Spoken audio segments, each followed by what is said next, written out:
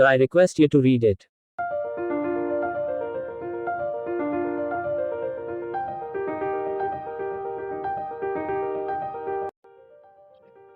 Hello everyone, my name is Priyanshu. My roll number is 149. This is my business laws presentation given by my professor, Professor Sanjay Kumar Siroha. And my topic is essentials of a valid contract. So I am explaining it through two subparts as given by Section 10 of Indian Contract Act 1872 and not given by Section 10 but are also considered essential. So I'm starting from the essentials given in Section 10. First is offer and acceptance or an agreement. Contract के formation के लिए सबसे पहले एक offer होनी चाहिए और acceptance होनी चाहिए, और एक ऑफर को जब एक्सेप्टेंस मिल जाती है तो और कुछ कंसिडरेशन पे हो जाता है तो वो एक एग्रीमेंट बन जाता है, या फिर ऐसे भी समझ सकते हैं एवरी प्रॉमिस और every set of promise forming consideration for each other is an agreement. ये सेक्शन 2E के अकॉर्डिंग है, और सेक्शन 2B के अकॉर्डिंग एक प्रपोजल जब एक्सेप्ट हो जाता है प्रॉमिस बन जाता है, और एक एग्रीमेंट जो है ऑफर और एक्सेप्टेंस का आउटकम होता है। Second is free consent. 2 or more persons are said to be consent when they agree upon the same thing in the same sense. For example, A ने B को बोला कि मैं तेरे को 100 टन्स ऑफ ऑयल सेल करूँगा, और B उस पर एग्री कर गया, और दोनों की कंसेंट यहाँ पे फ्री है, किसी भी तरीके से किसी भी अनड्यू इन्फ्लुएंस या किसी फ्रॉड या मिसरिप्रेजेंटेशन या मिस्टेक यहाँ पर नहीं दिखाई दे रही है, तो ये एक फ्री कंसेंट माना जाएगा। और किसी भी पार्टीज़ की कंसेंट, तो कोई भी दो पार्टीज़ फॉर एग्जांपल कॉन्ट्रैक्ट में एंटर हो रही हैं, तो उनकी कंसेंट किसी भी तरीके से किसी अनड्यू इन्फ्लुएंस, फ्रॉड, मिसरिप्रेजेंटेशन और किसी मिस्टेक से नहीं ली जानी चाहिए। और C इज़ कंसिडरेशन। कंसिडरेशन का मतलब होता है, फॉर एग्जाम्पल से समझते हैं, A agrees to sell his books to B for 100, तो इन रिटर्न B उसे 100 रुपये पे कर रहा है इन फॉर्म ऑफ कंसिडरेशन, तो ये एक वैलिड कॉन्ट्रैक्ट हो जाता है। और D is lawful consideration on object. Example, दो पार्टीज एक कॉन्ट्रैक्ट में एंटर कर रही हैं, जिस ऑब्जेक्ट के पे कॉन्ट्रैक्ट हो रहा है तो वो ऑब्जेक्ट लॉफुल होनी चाहिए, और जो इन रिटर्न कंसिडरेशन पे हो रहा है वो भी लॉफुल होना चाहिए। फॉर एग्जाम्पल, A ने B को अपनी प्रॉपर्टी सेल करी, और B ने इन रिटर्न उसको 100 ग्राम्स ऑफ कोकेन सेला, तो यहाँ पर साफ सीधा पता चल रहा है कि ये एक अनलॉफुल ऑब्जेक्ट है, तो ये hence it is not result in a valid contract. E is capacity to a contract. The parties entering into a contract must be capable to a contract.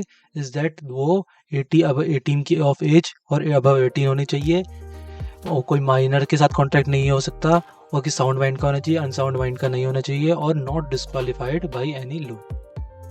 और F है not expressly declared to be void.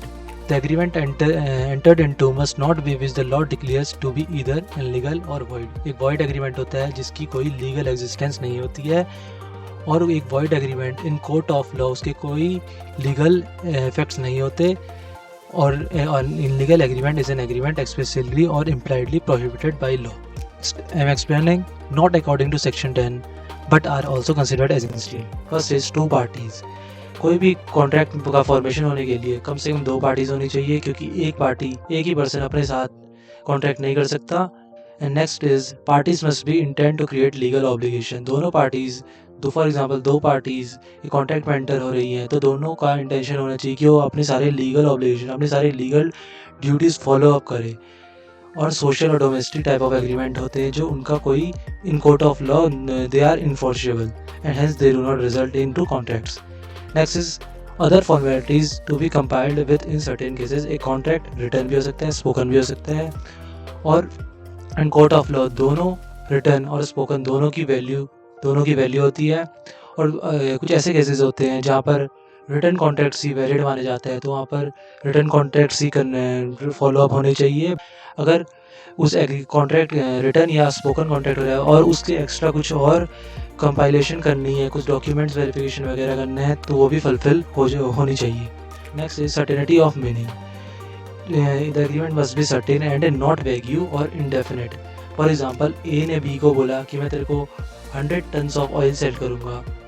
यहाँ पर कोई clearance नहीं है कि A B को कौन सा ऑयल सेल कर रहा है। फॉर एग्जांपल, एक और एग्जांपल, A ने B को बोला कि मैं तेरे को अपनी कार सेल करूँगा, और A के पास एक रेड कार है, एक ब्लू कार है, तो यहाँ पर कोई सर्टेनिटी और मीनिंग नहीं कि वो रेड कार की बात कर रहा है, ब्लू कार की बात कर रहा है, तो ये hence it is not result into a valid contract. And next is possibility of performance of an agreement. दो एग्रीमेंट में एंटर हो रहे हैं दो पार्टीज़, तो उनकी जो जिस चीज़ का एग्रीमेंट कर रहे हैं वो वो चीज़ पॉसिबल होनी चाहिए, इम्पॉसिबल चीज़ नहीं होनी चाहिए।